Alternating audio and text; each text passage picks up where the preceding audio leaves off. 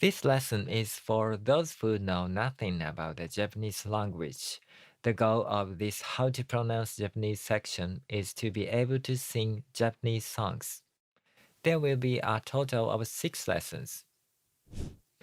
In the last lesson, we learned about Choku-on, straight sound, the most basic of Japanese sounds. If you haven't watched the video yet, please watch it. This time, we will learn about Hatsu-on, 始まり, 始まり.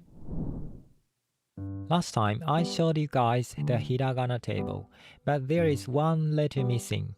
That is this. These are all hiragana. If you have hiragana, you can write all Japanese words. Let's pronounce it. Mm, mm, mm. It is nasal sound. It has no vowels and is a special sound. However, this is treated on the same level as a straight sound choku-on. As will be explained later, it has the same duration as the others. Ri, n, go, ringo. Mi, ka, n, mikan. Ka, n, ta, n, kantan. A, ka, to, n, bo.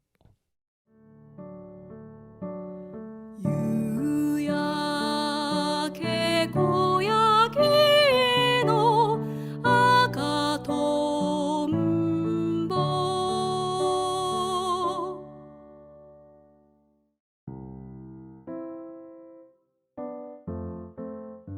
Let me introduce one of the most common games in Japan. Shiritori. In this game, each person says one word in turn. The next person must say the word that begins with the ending sound of the previous person's word.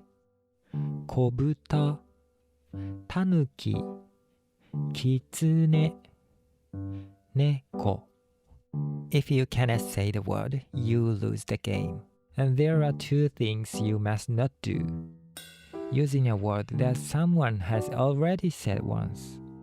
Neko, kobuta. Saying a word with n at the end. Koi-n.